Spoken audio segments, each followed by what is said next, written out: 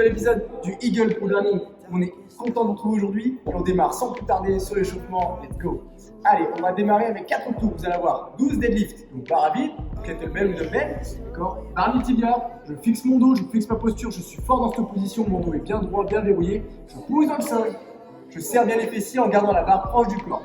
Pareil, trajectoire à l'aller et au retour, barre proche, dos droit. Je fais 12 répétitions, ensuite je fais 12 power clean.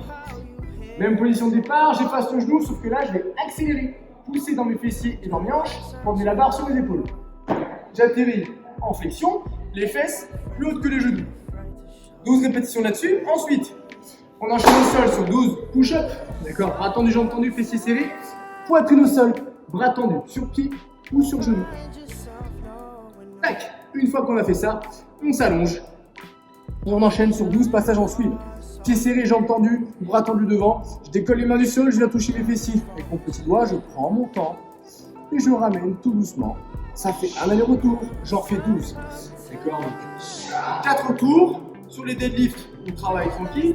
Sur le power clean, on essaye de passer vite les coudes sous la barre. Les push-ups, on travaille en qualité. Le swing, on prend son temps, on travaille en qualité. Ça fait un tour, on en veut 4, à vous de jouer.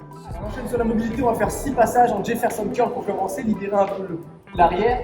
D'accord, donc je vais mettre pied large de bassin, avec ma charge dans les mains, donc barre haltère ou l'autre.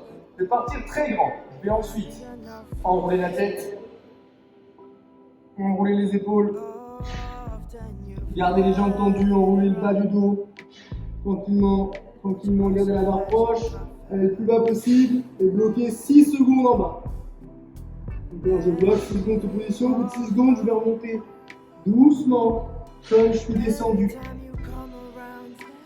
en ouvrant la poitrine en haut. D'accord, donc j'ai 6 répétitions, je descends en 3 à 4 secondes, je bloque 6 secondes en bas et je remonte en 3 à 4 secondes. Ça fait une répétition. On en veut 6 pour libérer progressivement le bas du dos et les ischios. D'accord. Une fois que c'est bon, on va pouvoir libérer son dos.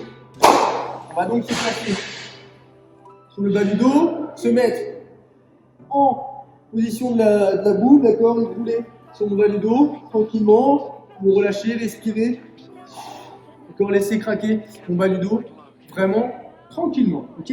Une fois que ça c'est fait, on va pouvoir venir faire 5 passages en cat and dog, donc relâcher les orteils, d'accord, pousser les fesses très loin, sortir la poitrine vers le plafond. 3 à 5 secondes, et ensuite je fais l'inverse. Je roule mes hanches, je roule ma colonne, je roule ma tête et je bloque 3 à 5 secondes. Ça fait un passage, on en fait entre 5 et 10 et on terminera par la préparation du poignet. Allez, ensuite on attaque avec le WOD du jour. Vous allez avoir un WOD du dimanche comme on aime, bien chargé, bien corsé, bien pimenté. On a 5 tours à faire de 20 répétitions à chaque fois. D'accord, donc pour faire un tour, je vais faire 20 power clean. Votre barre part du sol, votre charge. D'accord, je efface les genoux. Une fois que j'ai effacé les genoux, je vais réengager les genoux et mes hanches, pouvoir accélérer très vite, atterrir sous la barre, les fesses, plus haut que les genoux. D'accord, ça c'est vous qui allez gérer l'amplitude. Je fais 20 power clean là-dessus. Ensuite, je vais poser ça et je vais faire 20 HRPU, Hand Release Push-Up. Je mets en position de pompe. Mon but c'est de faire ma pompe, poser la poitrine, décoller les mains et repartir. D'accord, sur pied ou sur genou, ce qu'on veut absolument, c'est que la poitrine touche. Ce qu'on ne veut absolument pas, c'est que le ventre, les hanches touchent. Donc serrer les abdos, serrer les fessiers au maximum pour vraiment être tendu et rigide. J'ai 20 répétitions à faire là-dessus. Ensuite, je reprends ma barre, je prends la même et je fais 20 deadlifts. D'accord. Donc position de départ, comme sur le clean, j'efface les genoux, sauf que là je vais accélérer, serrer les fessiers pour me redresser. D'accord. Ce qu'on ne veut vraiment pas voir ou faire, c'est des deadlifts là où je suis jambes tendues, où je commence un petit peu à arrondir mon dos, etc. C'est pas lourd, mais même si on a beaucoup, gardez une belle position, d'accord.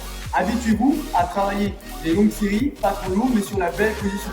C'est ce qui va vous permettre de construire et de maintenir la belle position malgré la charge qui augmente dans d'autres situations.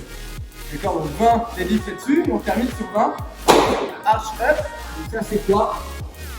Allonge au sol, pieds serrés, jambes tendues, main avant du coude, tout est plaqué au sol et je vais décoller tout en même temps.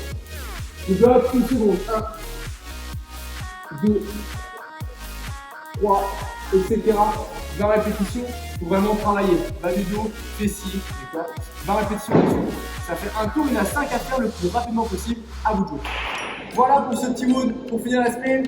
Vous avez donc 100 répétitions de chaque mouvement. On a réparti ça en 5 tours pour que ce soit un peu plus digeste, d'accord? Concentrez-vous sur la qualité technique et malgré le fait que vous soyez fatigué parce qu'il y a de plus en plus de répétitions et que ça fait un beau volume coquin, méfiez-vous, restez concentré pour garder une technique propre et parfaite, d'accord? C'est la clé ultime de toute bonne progression. On vous souhaite bon courage pour cette séance. On se retrouve très vite pour la prochaine. Ciao!